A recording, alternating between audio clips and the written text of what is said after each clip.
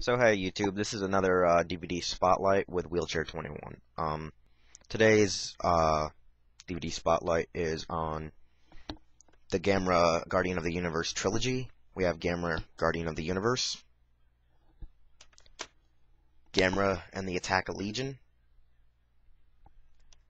and Gamera in The Revenge of Iris.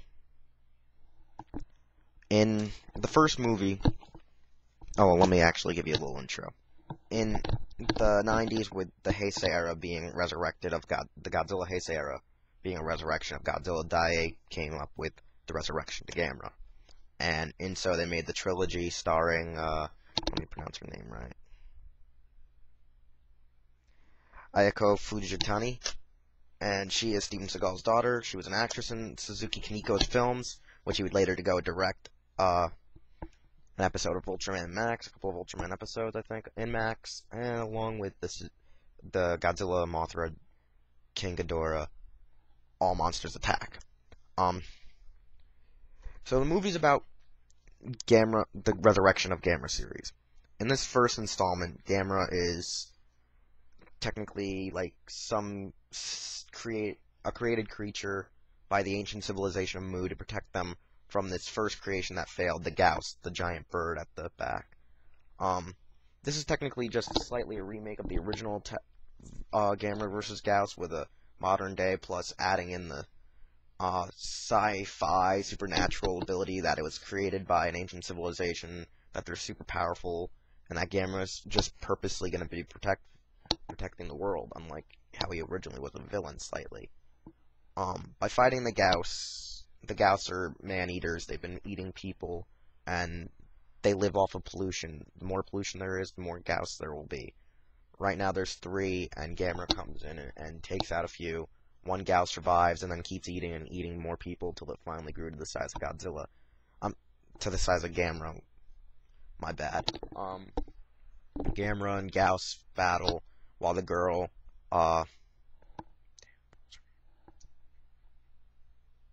Asagi's character was that she was like Gamera's healing host, that Gamera couldn't really heal well, so it had a way to transfuse its spirit into her. So using her, he was able to grow stronger. And when the movie came at its end, Gamera broke its bond with Asagi, but she liked actually having the connection with him, knowing him, and actually understanding what he goes through for being a giant monster that is like hated and attacked by the people. And it was just one of those movies where it's just that they weren't planning, I think, really that much of a sequel at the time until it really hit like the theaters and people were wanting it. And so they just decided that Gamera 2 could be made with the profits of 1. In Gamera 2, it's about just exactly a year or so later, and a giant meteor hits Earth, and it disappears. And they discover that, like, whatever was in the meteor starts moving, like, under the ground. And these giant, like, roses appear, but bursting out of the ground, like these weird flowers.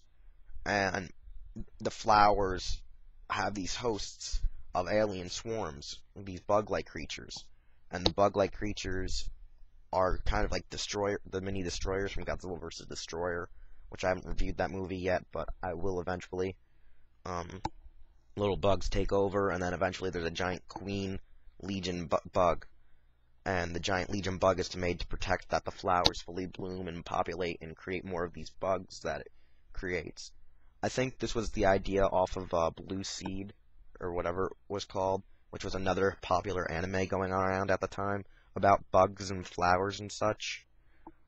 In this one, Gamera comes back and Asagi comes back, and Asagi's trying to get her connection back with Gamera, but he doesn't, and he ends up using the powers of the Earth itself to defeat the Legion, which ends up giving us problems with the next movie.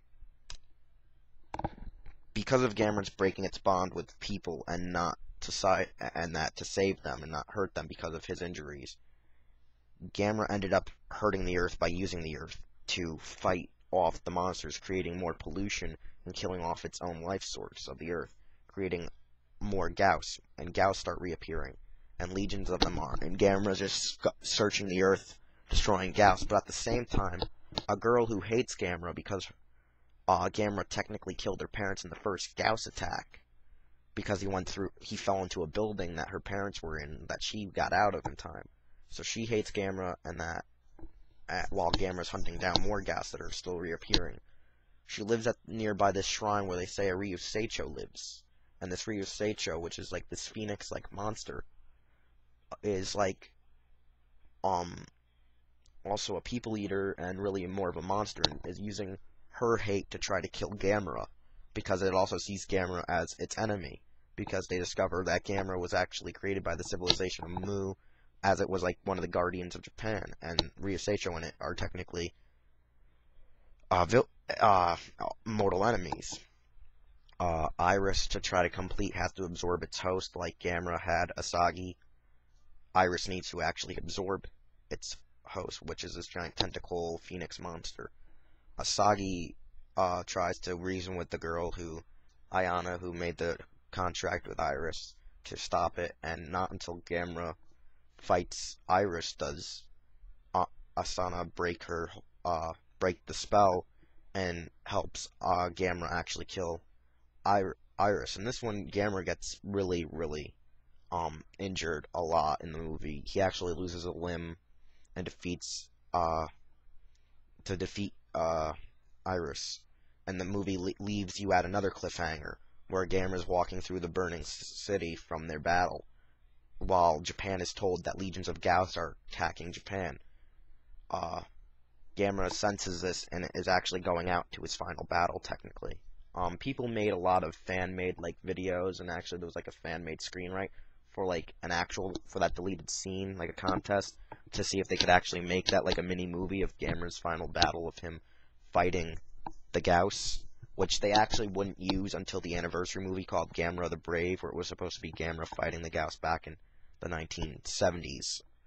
And all the trilogy is a great trilogy. I enjoyed. I love the monster fights. The stories in 2 and 3 aren't as good and entertaining as 1 was for me. In all 3, the actor who would play Gonzo in Garo, the butler, he has a not a main supporting role. He has a main supporting role in the first one, and slightly in the third. He makes a cameo in the second, because every time he shows up, he's afraid of the monsters, and he keeps losing like his jobs every time the monsters appear, and people think he's now a nutcase. I like that. His roles are pretty good, because actually when he does actually try to man up and make some sense to fight these monsters, he actually makes good points to the characters. So he is technically a good supporting character when it comes to that, and bringing in comedic roles. Pretty much only Asagi is one of the only few characters to actually come back for all 3 movies. Only a few characters get to come back for at least 2 movies in the series. The suits are well made. Gamera itself evolves through each movie. He has different forms. In the first one, he's just like a regular turtle. The turtle monster on the cover here. Later on, he gains wings when he flies. Well, the sea turtle flippers and that to fly.